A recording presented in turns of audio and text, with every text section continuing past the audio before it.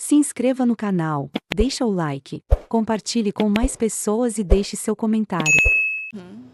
Eu levei um tapa na cara com 9 anos de idade de uma mulher, de filhas com a minha idade.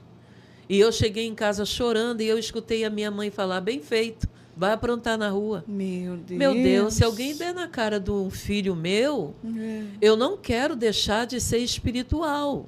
Mas eu quero sentir a dor dele e nem dar sossego para o meu sono, pedindo a Deus para me dar um autocontrole e arrancar do meu coração, porque eu sei que aquilo vai trazer danos para mim. Talvez não traga tanto para o meu filho ou para minha filha quanto para mim. Então, eu fui amadurecendo assim, eu fui sendo criada assim, e Deus foi me abençoando. Só que o sofrimento, como eu falei, ele nunca acaba. Eu passei por uma experiência, não sei se eu poderia ousar em dizer que ela foi pior ou mais dolorosa. A experiência árdua com a minha mãe, ela foi mais prolongada e me doeu por muito mais tempo. Me deixou raízes profundas, cicatrizes, humanamente falando, incuráveis, se não fosse pelo Espírito Santo. E essa experiência que eu passei, eu posso contar?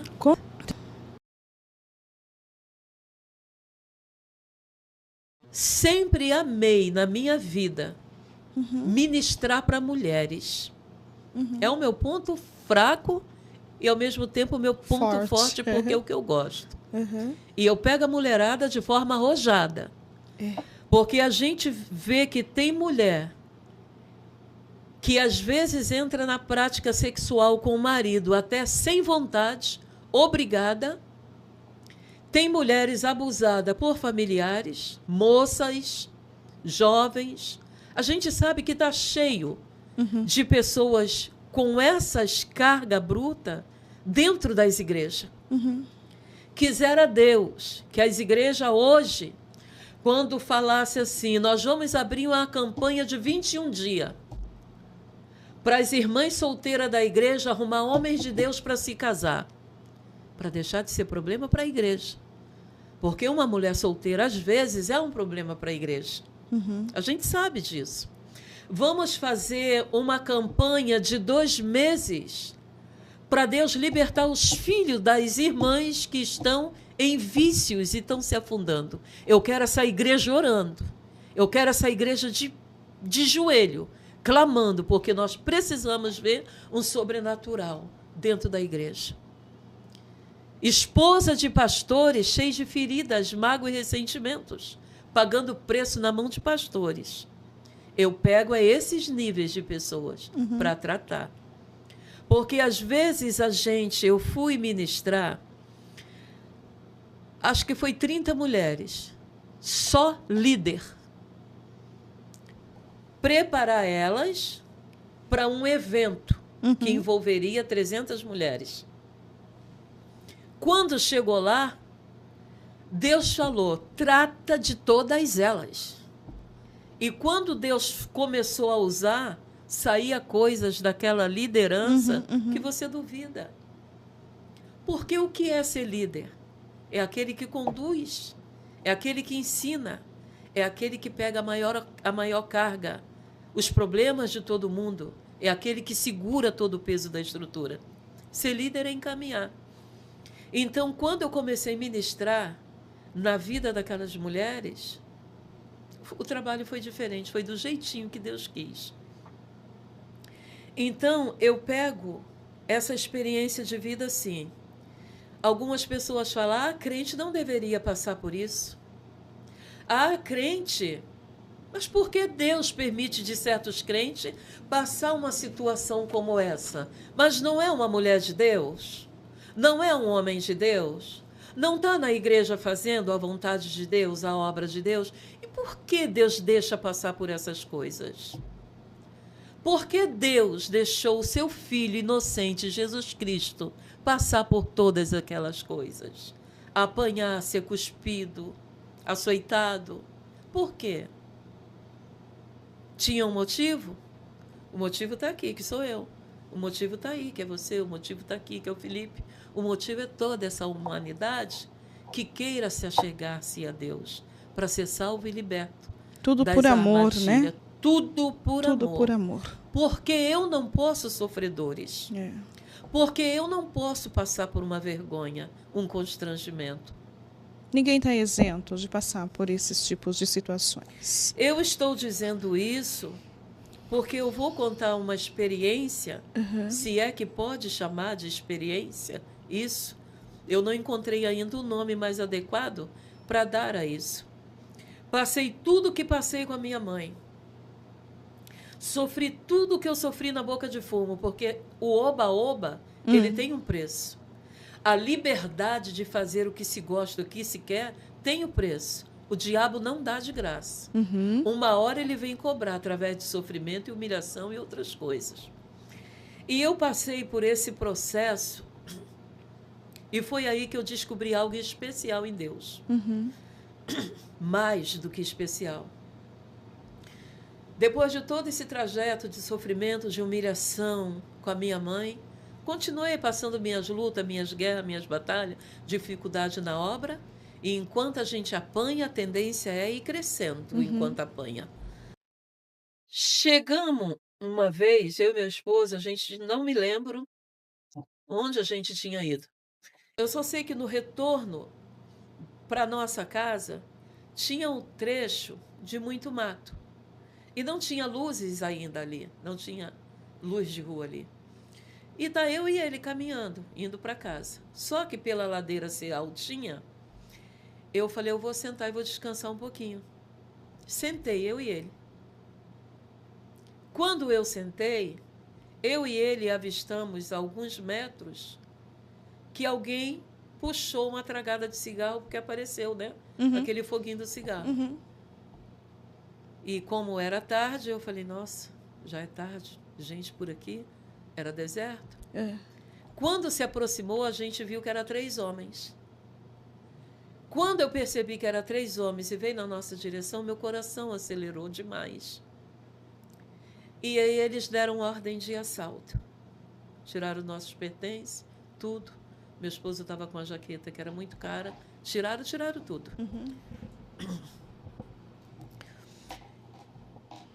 E eu tive um acelerar no meu coração muito grande, muito forte. Medo, né? Medo de mulher. E isso veio a se confirmar quando um deles disse assim, entra nesse mato e fica quieta. Aí eu comecei a gritar dentro de mim. E eu gritava e dizia para minha alma falar com Deus, Deus, isso não, pelo amor de Deus, isso não. E ele xingou um palavrão já alterado e falou, não mandei entrar? Então entra. E eu entrei, eu e meu esposo, obedecemos. Quando chegou dentro do mato, ele mandou o meu esposo ficar de joelho, meu esposo ajoelhou. Isso que eu vou falar para vocês, mulheres, homens, porque eu recebi mensagem de homens que sofreu abuso de tio, foi estrupado, violentado por tio e hoje está em clínica de recuperação. Eu vou falar para você, mulheres, que viveu, passou, não contou nada para ninguém, dizendo que é vergonhoso. Eu estou aqui hoje dando a minha cara para bater para a glória de Deus. Porque se eu estou me colocando à disposição para entrar na tua vida, na tua casa, no teu coração, através da presença do Espírito Santo de Deus, o que eu quero é te dizer, tem cura, tem libertação, tem perdão. Colocaram o meu esposo de joelho, um deles veio, enfiou bem o cano da pistola no ouvido dele, e disse, se tu mexer um dedinho, eu estouro teus miolos. O abusador já sabia o quanto seria difícil para o meu esposo que me esperava. E na frente dele, não é para qualquer um, não é para qualquer uma. Eu não sei de que forma fizeram para você, mas eu vou te contar de que forma fizeram comigo. Meu esposo ficou quieto porque eu falei, pelo amor de Deus, não fala nada, fica quieto, não fala nada, não põe a nossa vida em risco.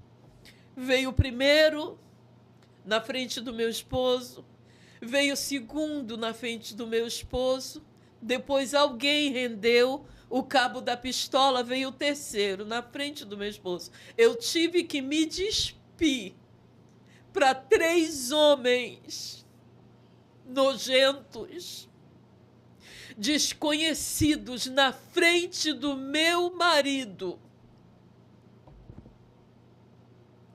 Só que teve um deles que me humilhou demais, me judiou demais, me desonrou demais. Esse foi o pior. Não existe gentileza para um abuso. Ah, eu só passei a mão, é abuso. Mas esse foi cruel. E eu achei que ali a gente ia tomar uns tiros na cabeça e pronto. Porque dentro de comunidade, essas coisas acontecer, é morte garantida 100%. Acabaram o trabalho. Eu levantei desorientada, sem querer acreditar que aquilo havia me acontecido. Meu esposo teve a sabedoria de só me abraçar, não dar uma palavra, não deu uma palavra. Fomos para casa. Amada, eu tomava banho de 1 hora, 1h30, às vezes até 2, debaixo do chuveiro, me arranhando, tentando limpar aquilo das minhas entranhas, da minha pele. Quantas vezes eu achava que tinha caído mais água do meu olho do que água do chuveiro. Porque aquilo veio como uma invasão tão grande, tão perversa. Mulher nenhuma nessa vida, criança, não deveria sofrer esse tipo de crime. Porque não é um crime só contra o corpo, é contra a alma. E enfermidade na alma é uma coisa muito difícil de curar, porque envolve sentimento, o psicológico, o sentimental. E eu passei a tomar banhos assim. Eu digo para você com toda a sinceridade da minha alma, eu sofri. Eu sofri. A nossa mente, ela domina, porque era aqueles pensamentos 24/48. Era aquele filme, aquela imagem 24/48. Virou um satanás na minha vida me perseguindo o tempo todo. E eu falava, Deus, tira do meu coração isso. Tira da minha mente, não deixa eu lembrar. E Deus não interferia.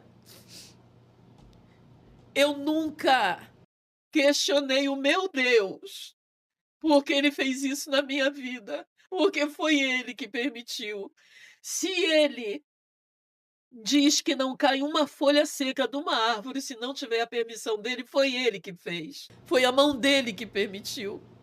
Eu nunca tive a coragem de falar onde tu estava. O porquê tu deixou isso acontecer comigo? O meu corpo é templo do teu Espírito Santo, ele é teu, nunca. A Deus não se questiona.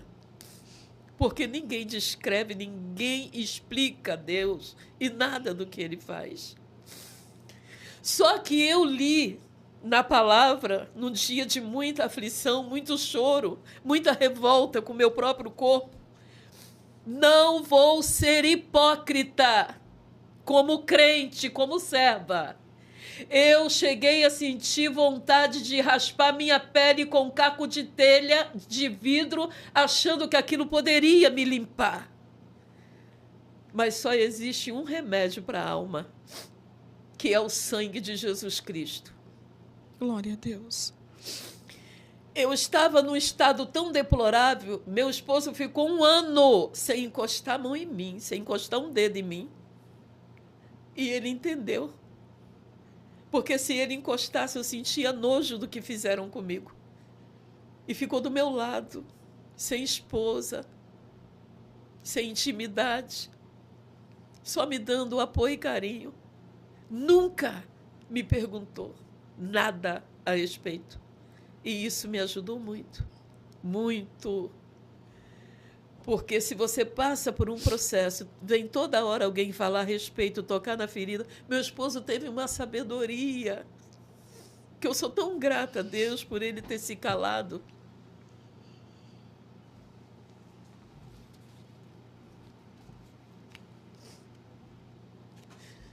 E eu abri a Bíblia com revolta e com nojo de mim, porque eu cheguei a sentir nojo de mim, muito nojo de mim. Eu não consigo descrever o tamanho do nojo que eu sentia de mim. Aí abri a Bíblia, estava escrito no livro de Jó: não desprezes, pois, o castigo do Todo-Poderoso, porque ele faz a chaga e ele mesmo a liga. Ele fere e as suas mãos curam. Eu vi esperança para um dia Deus fazer algo na minha vida. Não podia sair na rua se um homem me olhasse e já queria me fazer mal. Fiquei com trauma. Entrou pânico em mim. Depressão. Eu vivi período muito difícil. Mas nunca questionei a vontade do meu Deus. O homem pode matar a carne, desonrar a carne, mas a minha alma, ela só pode ser tocada por Deus. O meu espírito só pode ser tocado por Deus. E eu, meio baqueada, não vou negar que não estava. Eu estava em Curitiba. Eu recebi um convite para pregar no Rio de Janeiro, na Assembleia de Deus. E tinha umas 500 pessoas naquela vigília.